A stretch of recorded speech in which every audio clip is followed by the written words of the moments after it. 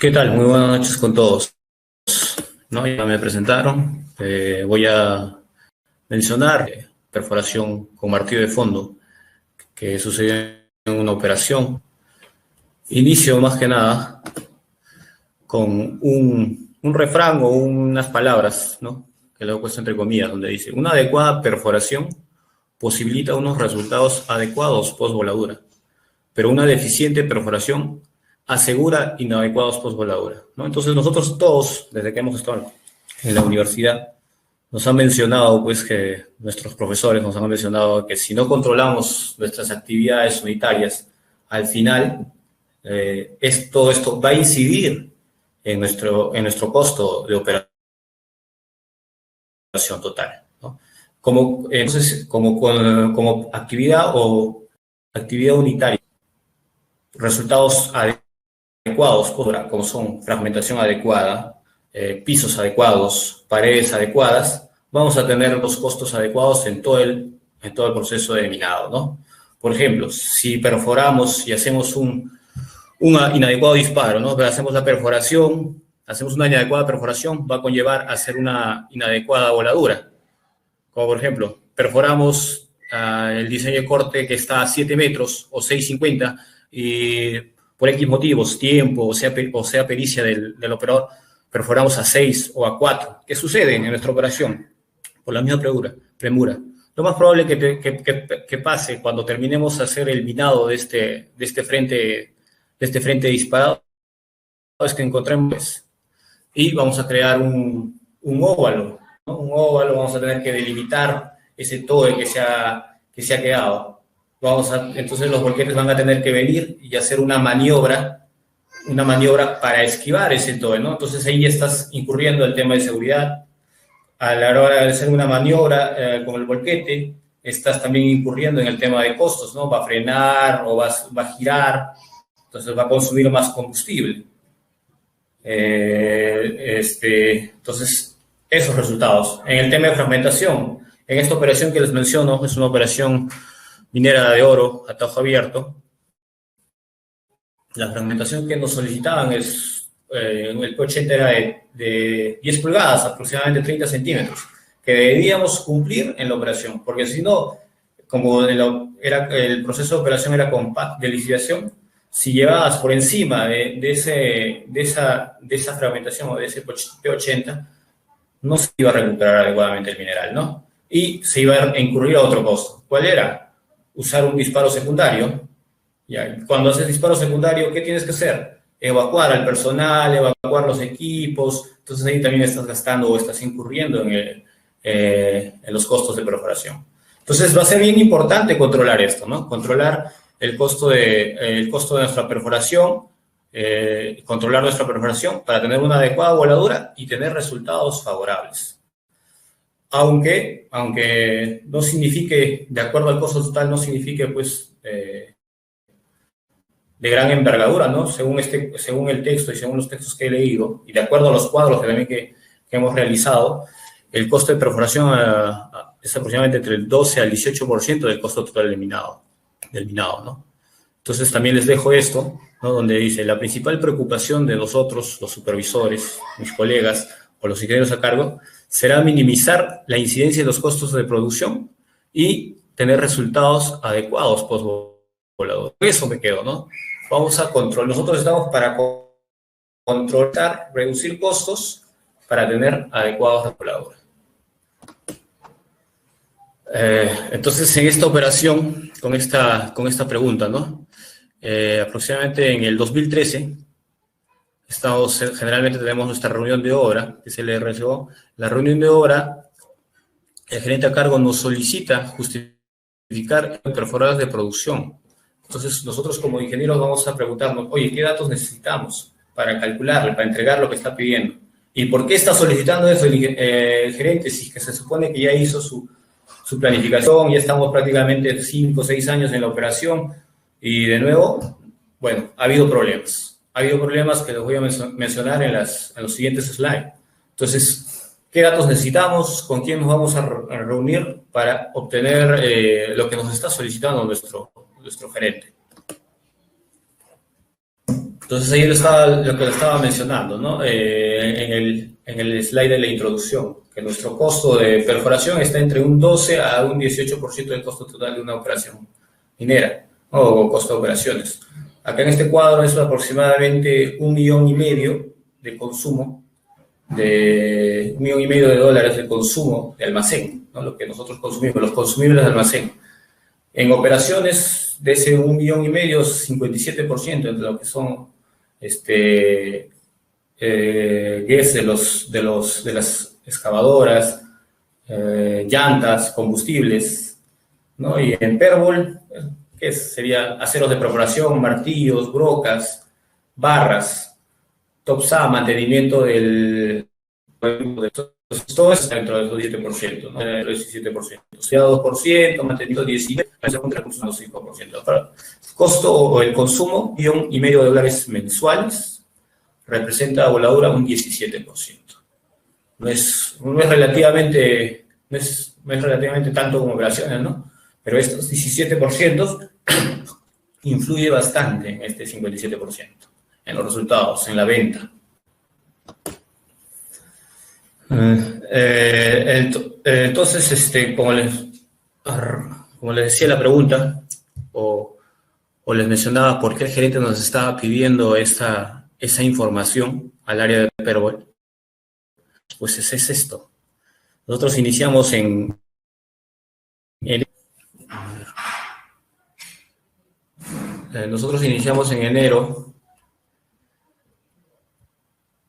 Más claro. Nosotros iniciamos en enero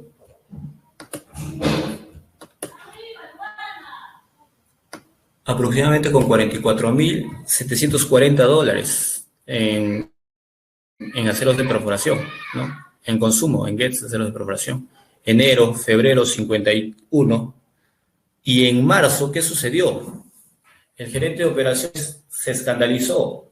Nos comparó con otras unidades de acá de Perú, ¿no? Como Constancia, como Brocal, nos dijeron, oye, prácticamente tienes el costo y no tienes la producción que hacen en estas operaciones.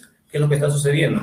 Mala supervisión, vamos a cambiar a la gente, los operadores están mal, o las perforadoras están mal, o de repente demasiado dimensionamiento para esta operación.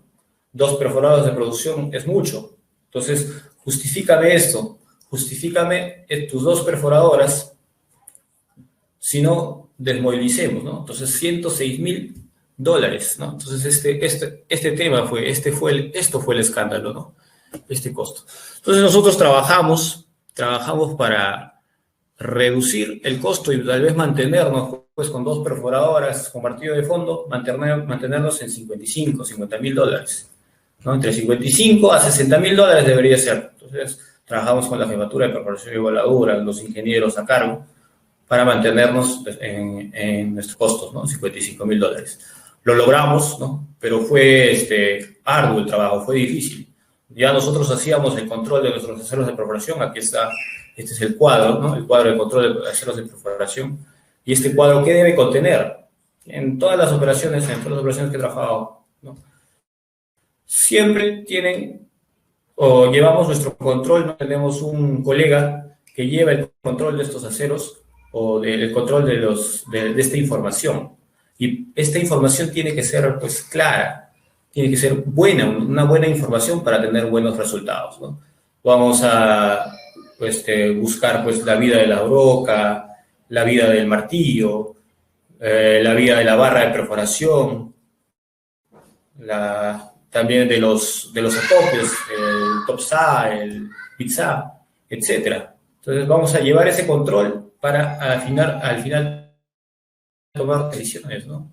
Recuerdo que tomamos la decisión de obtener nuestro propio taller, ¿no? Si bien es cierto, en otras operaciones hay sinergia entre mantenimiento y operaciones, pero la demanda que hace operaciones a mantenimiento es alta, y que no hay tiempo o no atiende la que hace perforación y voladura. Entonces, por ello también solicitamos un taller de soldadura, ¿no? Ahí nos implementamos con nuestro torno, nuestros soldadores, comenzamos a trabajar, ¿no? Generalmente en martillo de fondos se requiere soldadores. Se trabaja con soldadores, ¿no? Se tiene que revestir los chucks, se tiene que revestir, se tiene que hacer los hard face de las barras de perforación, ¿no? Los hard face son el relleno, ¿no? El relleno con soldadura en la punta donde va el martillo, ¿no? En la conexión, en el acople entre martillo y barra. Entonces, se rellenó, se trabajó en esos rellenos, se hizo el seguimiento de la rotación del chuck, ¿no? El chuck es el que protege a la broca y de que se desgaste el case o el cilindro del martillo. Entonces, se tiene que revestir, se tiene que cambiar, se tiene que ir a campo, agarrar el vernier y medir, ¿no? Cuánto ha sido su desgaste del día y dejar para el turno noche un nuevo chuck.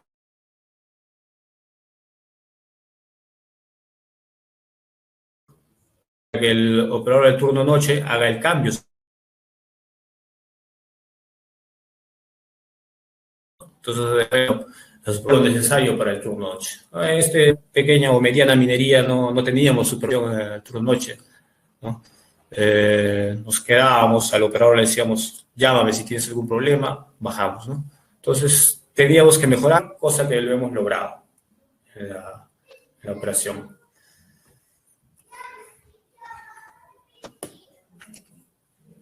Bueno, ahora vayamos a lo que nos ha pedido nuestro gerente de operación, ¿no? Entonces, les mencionaba que en cierta operación minera a tajo abierto de oro se realiza el movimiento de material de mineral y desmonte 40.000 toneladas día en promedio, ¿no? Entonces, 40.000 toneladas día, mediana minería aproximadamente con 20, 30 volquetes. Contábamos con 2 perforadoras de taladros de producción, una SKF, una DM45, ¿no? Para los taladros de precorte y ayudas, teníamos una DX700, una Pantera de 1500. El gerente de operaciones nos solicita justificar, ¿no? Justificar las necesidades de esa perforadora, si no, caso contrario, desmovilizar por esos $106.000. Entonces nos reunimos, perforación y voladura, oficina técnica, mantenimiento, para recopilar información. La primera información que necesitamos es cuánto vamos a perforar en los siguientes meses o cuánto vamos a mover los siguientes meses o el forecast del 2014. Entonces pedimos el forecast del 2014, plan de operaciones, AOT, la disponibilidad, la utilización de las perforadoras, ¿no? En el 2013.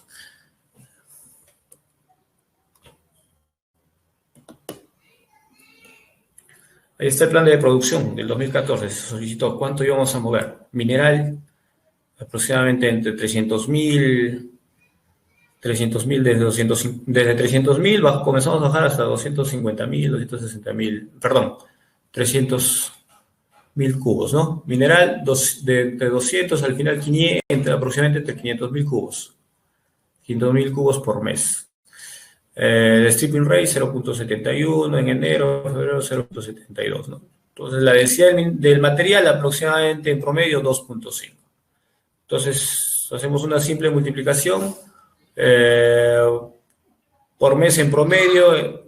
Nos estaba pidiendo mover 1.2, ¿no? 1.2 mil toneladas de material.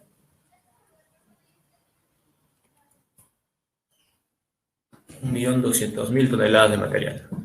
Los indicadores de nuestras perforadoras, ¿no? Bueno, pedimos el KPI a mantenimiento, ¿no? El KPI de la DM45.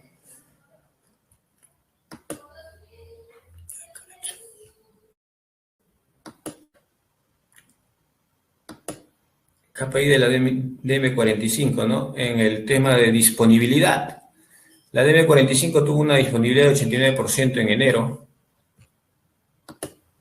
¿no? Esa perforada DM45, 89%, febrero, 94%, en abril entró en overhaul, ¿no? En mantenimiento, 83%, 90%, comenzó a mejorar, ¿no? En un promedio de disponibilidad mecánica tuvimos de 85% con la DM45. Con la SKF tuvimos una disponibilidad en promedio de 76, 75% en promedio ese año, ¿no? Entonces ya era una perforadora que caía bastante, en verdad ya necesitaba su cambio, ¿no? Esto es pues una conciliación entre comillas con mantenimiento, pero a mi parecer no refleja, no era reflejada porque paraba cayendo esta perforadora, esta SKF, paraba cayendo. Por la antigüedad, ¿no? Ya había pasado por en otras operaciones, ¿no? Estaba en Brocal, estaba en Constancia, entonces también está en otra operación en Cajamarca. Ya era antiguo esta perforadora, ¿no? Ya había cumplido su vida útil esta perforadora. Entonces la disponibilidad quedó. La malla con la cual trabajábamos, iniciamos, ¿no? Iniciamos con una malla de 5.3 de espaciamiento por 4.6, ¿no? Una malla triangular. 5.33 por 4.6, 4.8. Comenzamos con esa malla, ¿no? Desmonte, comenzamos a ajustar una sobreperforación de 0.5, comenzamos a ajustar también, ¿no?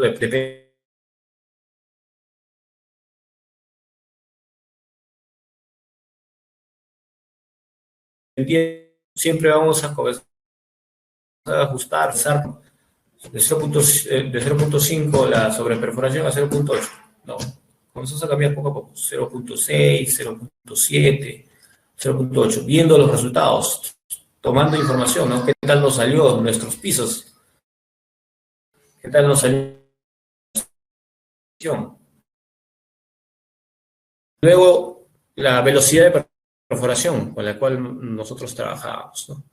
Si bien es cierto, contamos en perforación DTH, perforación con martillo de fondo, contamos con dos tipos de velocidades, ¿no? Tenemos la velocidad efectiva, el penetration rate efectivo, y la velocidad de perforación, ¿cómo le podríamos hacer? Con orómetro motor, ¿no? Es donde está incluido el traslado del equipo, justo cuando se va a trasladar la perforadora hacia el taladro, antes de trasladarse, claro, va a bajar la torre primero, luego se traslada, baja las gatas, y luego va a levantar la torre. Todo ese tiempo se va a tomar y se va a considerar, ¿no? Ese con orómetro motor. Pero también tenemos con orómetro ejecutivo, con orómetro de percusión, y esta es la velocidad, ¿no? ¿Y para qué nos va a servir esta velocidad? Bueno, esa velocidad más que nada lo utilizamos para comparar los costos de perforación de la herramienta de corte, ¿no? Si viene, por ejemplo, siempre, ¿no? Nos visita a nuestra operación los asistentes técnicos de las empresas que nos venden los elementos de corte, ¿no? Las brocas, el martillo. Entonces, nos recopilan o solicitan esta información de este penetration rate, de velocidad, esta velocidad de perforación, para calcular, ¿no? O comparar cuánto es su costo total de este acero, ¿no? Vamos a comprar Sandvik con Atlas Copco, ya sacan su velocidad efectiva. Sacan sus velocidades efectivas en el cálculo del TDC y nos dan un resultado, ¿no? Entonces dicen, oye, este es el costo con Atlas Copco, te sale el costo de perforación en $7.5. Con Sandvik te sale, no sé, $8, ¿no? Es un ejemplo, ¿no? Un ejemplo que les menciono. Entonces, con esa velocidad es la que vamos a utilizar para hacer ese control. Y nosotros tenemos que tener esa información, sacamos esa información, ese dato, ¿no? Por eso que a nuestros colegas de perforación, al que está en oficina, le decimos, oye, por favor, dame este dato, dame esta información de la velocidad de perforación, ¿no? Y también vamos a necesitar la velocidad de perforación con todos esos, con orómetro motor, ¿no? Con el orómetro motor. Vamos a necesitar, ¿para qué? Para hacer el cálculo de cuántas perforadoras vamos a necesitar. ¿Cómo vamos, no? ¿Cuántas perforadoras? Esa es la velocidad con la cual vamos a necesitar. Entonces, OT nos brinda esa información. No lo tengo en la diapositiva, ¿no? Esa velocidad, pero es 38.2, es esa velocidad con martillo de fondo. En esta operación hemos realizado las dos perforaciones, ¿no? La perforación con trígono y perforación con martillo de fondo. Hemos seleccionado las zonas, hemos zonificado, donde el terreno es, podríamos decirle, relativamente suave, y hemos utilizado el trícono, ¿no? Dice que algunos se van a la nueva, pero si con trícono también podemos perforar y obtener buenos resultados. Sí, a mi parecer es más eficiente, ¿no? A mi concepto, ¿no? Es más, no se pierde la energía, o es más la velocidad del penetration rate en martillo de fondo que en perforación con trícono. Demora más. Pero ahí entre perforación con trícono y perforación con martillo de fondo, la diferencia es el costo, ¿no? Para perforar con un martillo de fondo, tú vas a necesitar una perforadora de alta presión, que son las DMH, ¿no? HP, las DMH de alta presión. Entonces, para perforar con una perforadora para perforar con solo necesitas una DML, ¿no? Y esa DML va a hacer solo rotación, ¿no? El DMLP de baja presión. Entonces, en nuestra operación teníamos una perforadora de HP, ¿no? De alta presión. Entonces, justo por eso que aprovechamos en perforar con trícono y martillo, ¿no? Entonces, la diferencia es el costo, ¿no? A veces el martillo no cuenta, un martillo de fondo está aproximadamente para esas dimensiones, nosotros perforamos 6 3/4, el martillo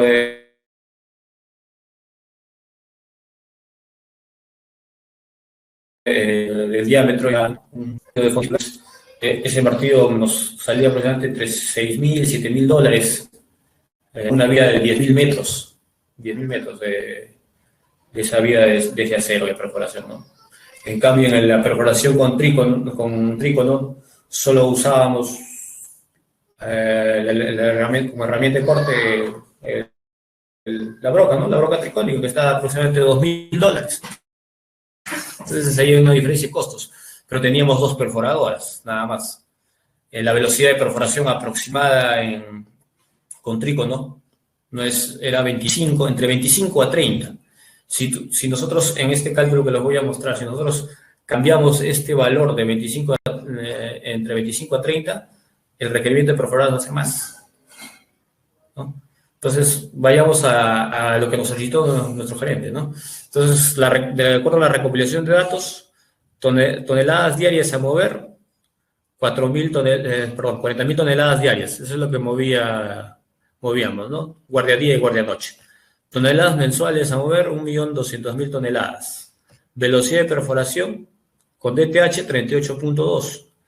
Disponibilidad mecánica, si bien es cierto, la SKF, en el slide anterior vimos que tenía una disponibilidad de 75%, ¿no? Nosotros en nuestra operación lo recomendable es trabajar con equipos que tengan una disponibilidad del 85%, ¿no? Hasta un equipo nuevo que llegue, la disponibilidad al final va a ser entre 85 y 90%, más no llega. Más no llega porque vas a tener problemas de mangueras o vas a tener paradas netamente por el misma área de perforación y voladura o por el área de mantenimiento, ¿no? Entonces, necesitamos una disponibilidad del 85%. Entonces ya requeríamos un cambio de perforadora. Número de turnos trabajados, 2 turnos. Número de días trabajados por mes, 30 días en promedio al mes, ¿no? La malla es triangular, 1.15, burden de 4, espaciamiento de 4.6, ¿no? Esta malla es la que usábamos en mineral, ¿no? Dependiendo de la calidad del macizo rocoso, cambiamos la malla, ya teníamos zonificado, ¿no? Teníamos a veces argílico avanzado, esa malla hacíamos una malla cuadrada de 5 o de 6, ¿no? Y a veces ni lo volábamos, solo perforábamos para encontrar las leyes y para entregar los blast hole a geología. Entonces vendía la excavadora y puro corte, ¿no? Entonces corte directo se hacía en algunas zonas. O si no, usábamos la perforación con trícono. El subdrilling, ¿no? Al final trabajamos con 0.8, lo mencioné, fuimos cambiando 0.5, 0.6, 0.7, 0.8. Y en otras zonas fuimos bajando también de 0.8 para cuidar las últimas filas, lo bajamos a 0.5, ¿no? Entonces vamos a calcular. ¿no? Cálculo simple. Calculamos cuántas toneladas rompe cada taladro, ¿no? Entonces, toneladas por taladro. Necesitamos el burden, el espaciamiento, la altura del banco, 6 metros, y la densidad del material, ¿no? La densidad del material, que hemos sacado en promedio 2.5. En ese cálculo nos sale 276 toneladas por taladro, se rompe. Entonces, cada taladro te rompe 276 toneladas. Metros perforados por taladro. ¿Cuántos metros perforamos? Si nuestra altura de banco es 6, pero nuestra sobreperforación es 0.8. Necesitamos 6.8 metros perforamos por taladro. Necesitamos esa sobreperforación para tener los pisos adecuados, ¿no? Para asegurar unos adecuados pisos. Toneladas por metro. ¿Cuántas toneladas se rompen por metro, ¿no? Entonces hacemos una simple división entre las toneladas por taladro y los metros perforados por taladro. Nos sale 40.59, ¿no? Ahora vamos a calcular cuántos metros necesitamos perforar al mes. Entonces, ya con la información que hemos tenido, que tenemos que mover 1.200.000 toneladas, 1.200.000 toneladas por mes, hacemos la división 1.200.000 entre 40.59 y nos sale los metros perforados por mes, que es 29.565 metros por mes, ¿no?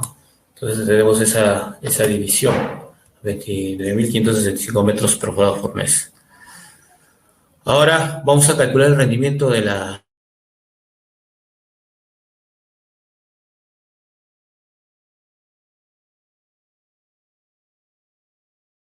perforación, ¿no? Las horas son 10 horas, ¿no? Entonces nos sale 19.482, ¿no? Entonces dividimos, hacemos una simple división y ahí nos obtenemos nuestro número de perforadoras, 1.5. Pero espera, no, ya con ese dato, 1.5, entonces esto es 2 perforadoras, está justificado. Vamos y presentamos al gerente de operaciones, efectivamente, ingeniero, para cumplir nuestro forecast de 40.000 toneladas día, vamos a necesitar una perforadora y media. Pero mira, en este rendimiento solo hemos considerado la disponibilidad mecánica, ¿no? La velocidad y disponibilidad mecánica. Solo hemos considerado eso. ¿Qué nos faltaría? Nos faltaría la eficiencia o pericia del operador. La pericia o la eficiencia del operador va a depender de muchos factores, ¿no? Uno de los factores es, pues, las condiciones de trabajo, la calidad del trabajo, ¿no? La calidad de nuestra operación. De repente la calidad de recursos humanos, el confort que hay en la operación, el confort que hay en la empresa, va a depender de esos factores. Hay tablas, ¿no? Hay tablas en la web que podemos conseguir, ¿no? Las tablas, en el cual pues distribuye, ¿no? De cuál es la calidad, la calidad o la condición de trabajo y te da un porcentaje, ¿no? 0.85, si son excelentes, ¿no? Las condiciones de trabajo, 0.85. En la operación en la cual he trabajado ha sido de calidad, ha sido una buena operación.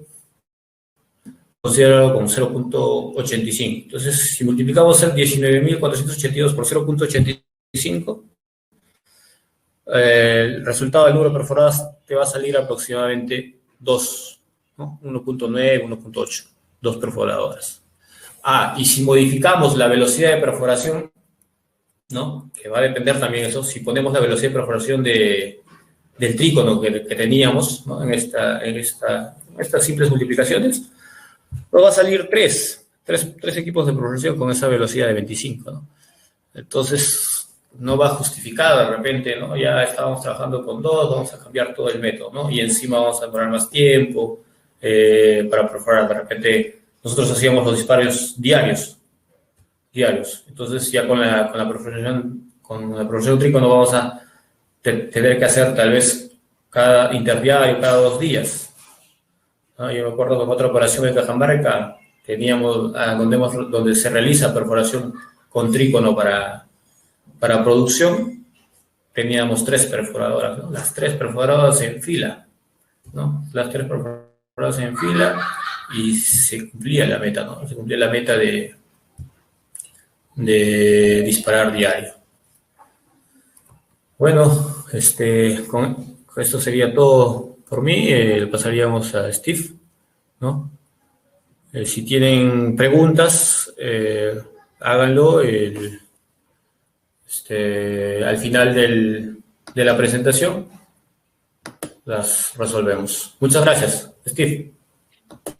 Muchas gracias, ingeniero River. Qué excelente presentación. Y justo como comentó el ingeniero, pueden realizarnos sus preguntas por medio de los comentarios y las vamos a responder al finalizar de la presentación del webinar.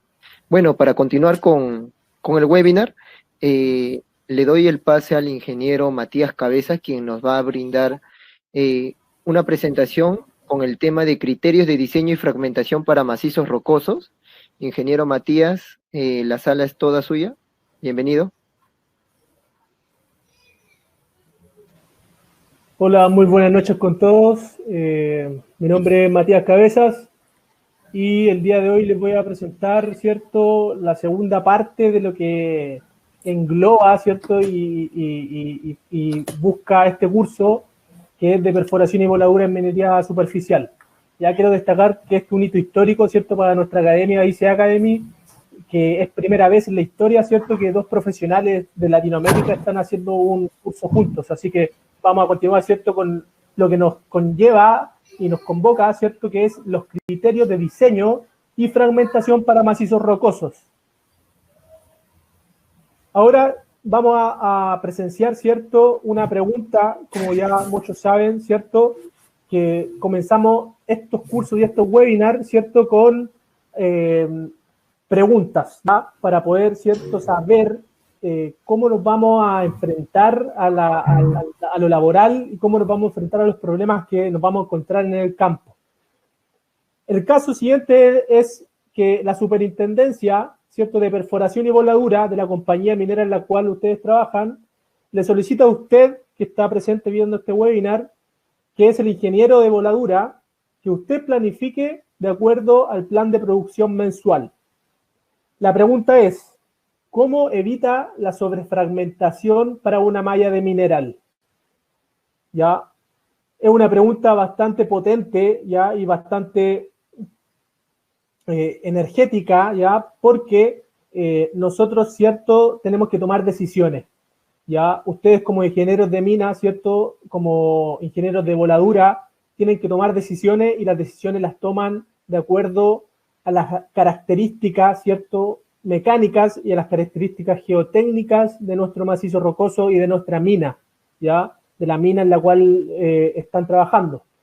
Por lo tanto, es importante, ¿cierto?, que para tomar buenas decisiones, ustedes, ¿cierto?, que están presenciando la pregunta, tienen que saber la teoría, ¿ya? Y lo principal para saber la teoría, ¿cierto?, y tomar buenas decisiones es estudiar, ¿ya? Para tomar buenas decisiones tienen que estudiar y además tener la experiencia, ¿cierto?, de terreno.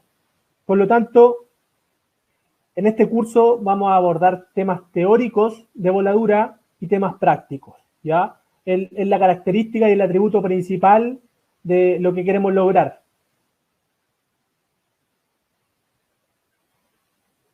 Ahora, ¿cierto?, como proceso unitario global, ¿cierto?, del proceso, ¿cierto?, de producción mensual y anual, nosotros tenemos que saber, ¿cierto?, que la voladura en minería superficial se lleva a cabo mediante 4 subprocesos o procesos unitarios, ¿ya? El primer proceso unitario es la perforación. Como muy bien decía el colega River, realmente una perforación efectiva y una perforación bien ejecutada nos va a llevar a tener buenos resultados en nuestro siguiente subproceso, que es la tronadura o la voladura, ¿ya? La voladura donde los explosivos, ¿cierto?, son puestos dentro del taladro y son detonados, ¿ya?, con control remoto para fragmentar el macizo rocoso.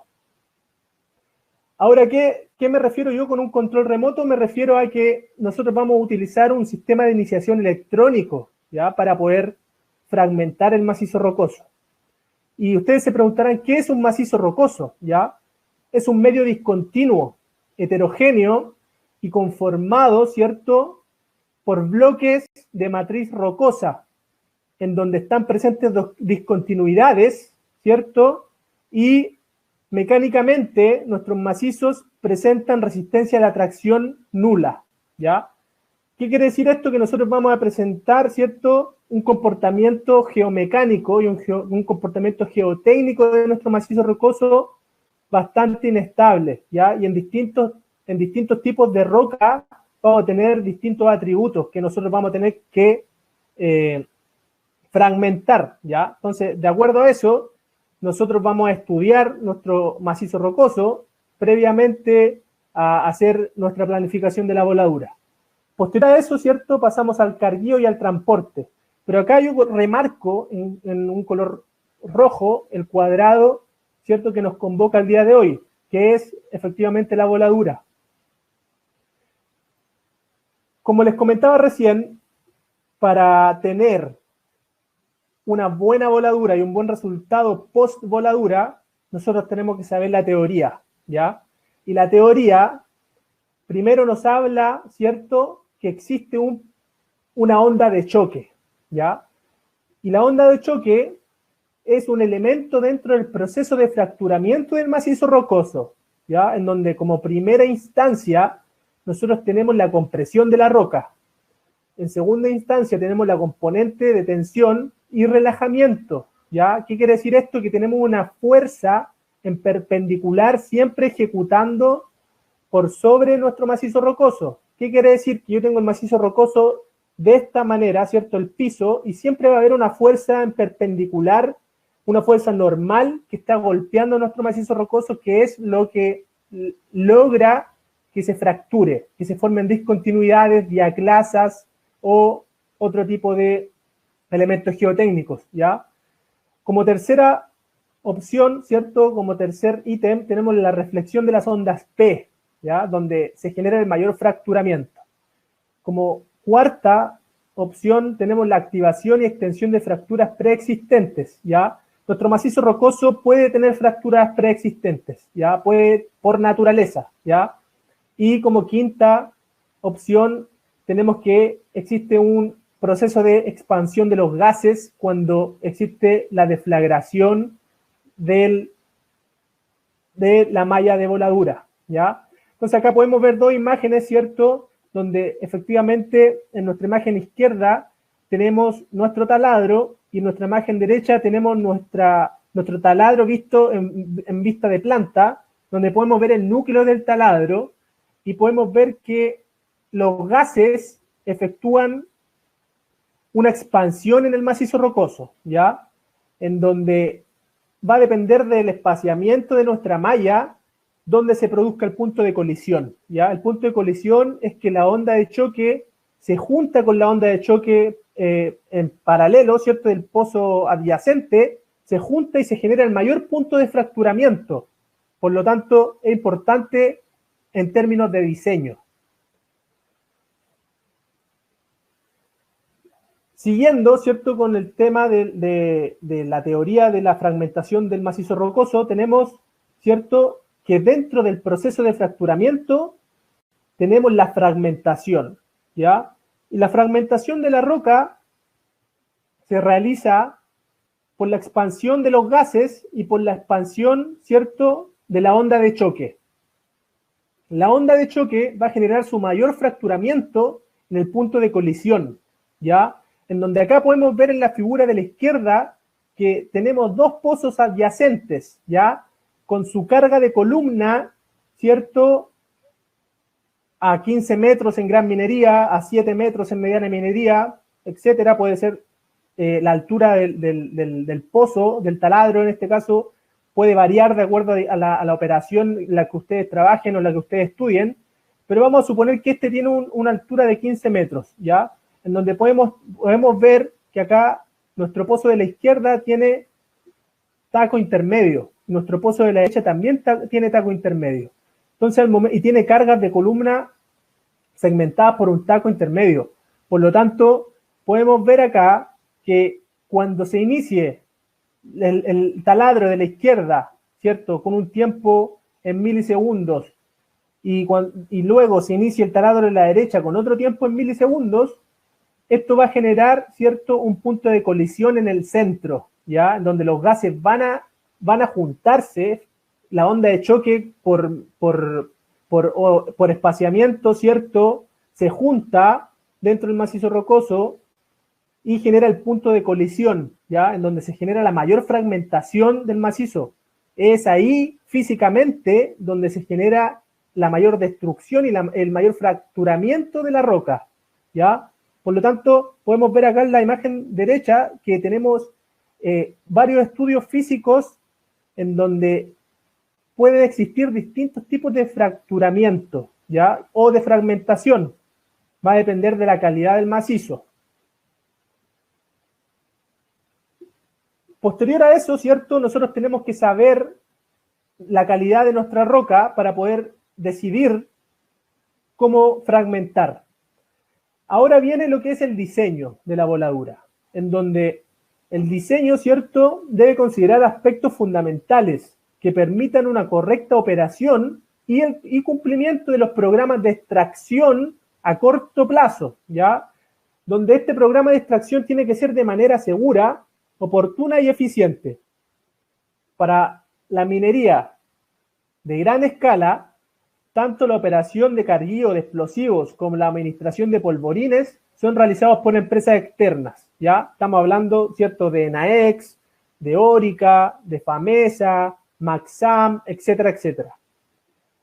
Lo cual obliga, ¿cierto?, a cortar, ¿cierto?, los canales de comunicación adecuados, ¿ya? Por lo tanto, la compañía minera siempre tiene que tener una buena comunicación con el proveedor de explosivos y la empresa que realiza el servicio de voladura. Por lo general, la empresa que realiza el servicio de voladura siempre trabaja en conjunto con la compañía minera, ¿ya? ¿Para qué? Para diseñar los planos de diseño, ¿ya? Donde los planos de diseño van a definir el sector a tronar, van a definir el tipo de explosivo, van a definir la secuencia de encendido, o sea, los tiempos de retardo, van a identificar los pozos de acuerdo al programa, van a definir el día y la hora de la voladura, el diámetro de perforación y el nombre del jefe de tronadura. Pero ahora ustedes se preguntarán, ¿cierto?, ¿de qué depende el diseño de una malla? ¿Ya? Acá podemos ver que el diseño de una malla depende de varios factores, ¿ya? Uno de esos factores es la calidad de nuestra roca que queremos fragmentar. Depende también la orientación de la fragmentación que yo quiero otorgar. Y además depende de que si es una malla de mineral, es una malla de estéril, y qué es lo que yo quiero lograr de acuerdo al requerimiento de la planta, ¿ya? Por lo tanto, hay varias variables técnicas que yo tengo que decidir, ¿cierto? Y ustedes como ingenieros de minas tienen que decidir al momento de diseñar, ¿ya? Y tienen que saber qué es lo que van a fragmentar, ¿ya? Por lo tanto, la voladura de bancos, ¿cierto?, básicamente se confecciona de esta manera, ¿ya? Donde acá tenemos un taladro de 15 metros en gran minería, donde en el fondo del taladro tenemos un primer, un cebo, ¿cierto? Tenemos una carga de fondo, tenemos una carga de columna que por lo general es emulsión, ya gasificada dentro del mismo taladro, tenemos un taco, ya que puede ser de detrito, y tenemos el barden. Ustedes se preguntarán, ¿qué es el barden? El barden es la distancia del pozo a la distancia hacia la cara libre, ya hacia la cara libre, donde va a salir, ¿cierto?, la fragmentación disparada.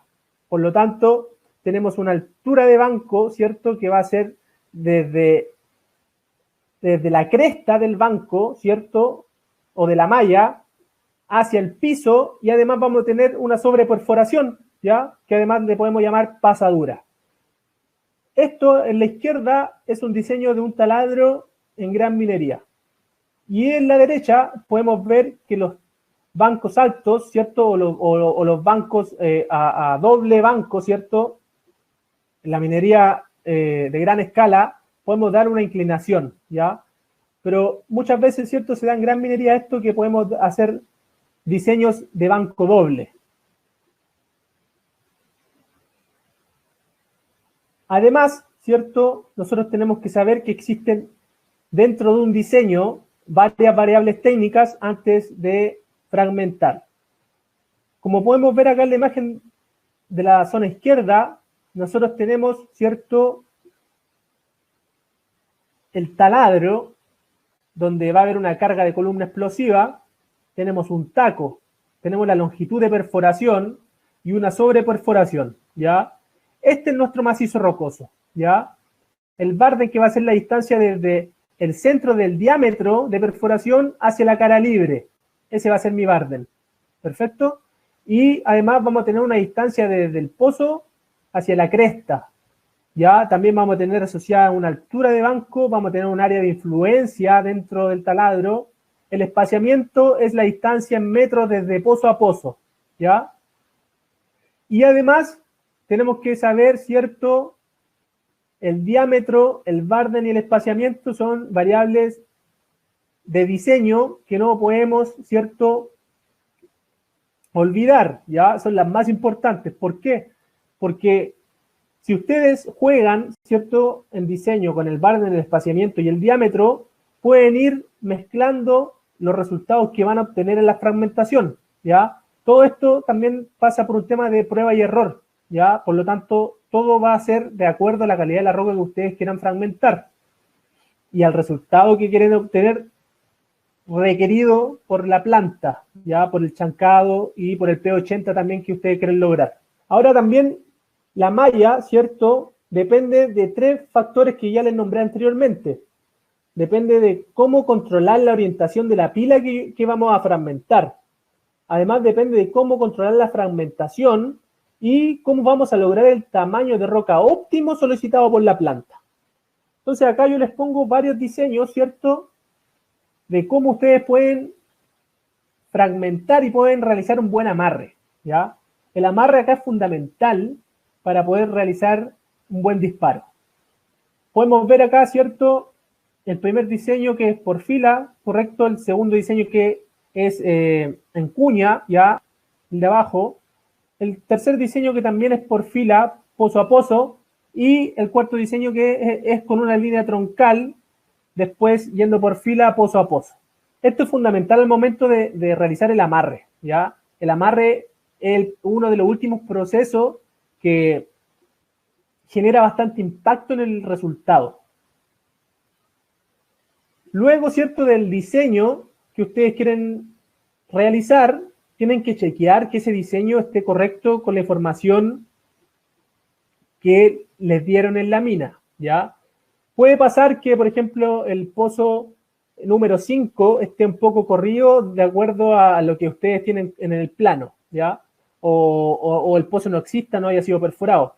Pueden pasar miles de situaciones en la práctica que ustedes no van a estar preparados. Entonces, para eso estamos nosotros, ¿ya? Para poder prepararlo, y este curso busca eso. Tienen que chequear la información, ¿ya? Chequear la información de diseño y minimizar la brecha entre lo que ustedes tienen en hoja, ¿cierto?, con respecto a lo que se van a encontrar en el terreno. Eso es fundamental para tener una voladura exitosa. Entonces, ¿qué puede ocurrir? Puede ocurrir que el número de pozos señalado en el plano sea menor que el número de pozos perforados en terreno. La profundidad de los pozos sea diferente a la profundidad planificada.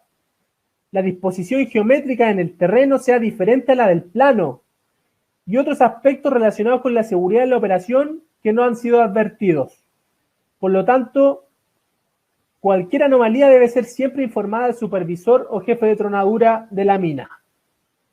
Y para terminar, ¿cierto?, y englobar todo lo que hemos hecho el día de hoy, lo primero que se debe hacer, ¿cierto?, es tener una autorización de acceso, ¿ya?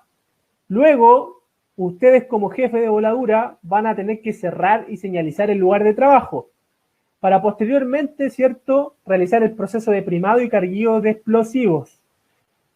Luego de eso, ¿cierto?, si tienen planificado, por ejemplo, el día lunes, ¿cierto?, realizar el proceso de primado y quieren tronar el día martes, a eso se le llama una tronadura de adelanto. Para posteriormente el día martes realizar el amarre del disparo, ¿cierto?, van a tapar los pozos y se va a ejecutar la tronadura. Por lo tanto, este es un proceso general, ¿cierto? Cuando ustedes van a tener una tronadura de adelanto, en donde en este curso, personalmente, de perforación y voladura, la parte de voladura la vamos a centrar en la voladura de la mina Chuquicamata Open Pit, ya en la segunda región en Chile, donde les vamos a mostrar, ¿cierto?, cómo se realiza el diseño de las mallas de voladura, cuáles son los parámetros de diseño de voladura, qué parámetros geotécnicos se consideran para generar una buena fragmentación, qué tiempo o qué timing nosotros les damos a los pozos para generar una buena fragmentación en una malla de mineral, para no generar una sobrefragmentación en una malla de mineral y para generar una buena fragmentación en una malla de estéril, que también es bastante importante. ¿Por qué? Porque ustedes, ¿cierto?, al momento de fragmentar el macizo rocoso no pueden mandar bolones ni al chancado ni al botadero. Por lo tanto, el tiempo también el tiempo, el factor de carga en kilogramos por tonelada, es bastante importante al momento de diseñar. Yo les voy a mostrar cuadros comparativos en donde vamos a ver una malla previamente, ¿cierto?, antes de la voladura, y les voy a mostrar una malla post voladura y vamos a comparar los resultados efectivamente con una experiencia de terreno.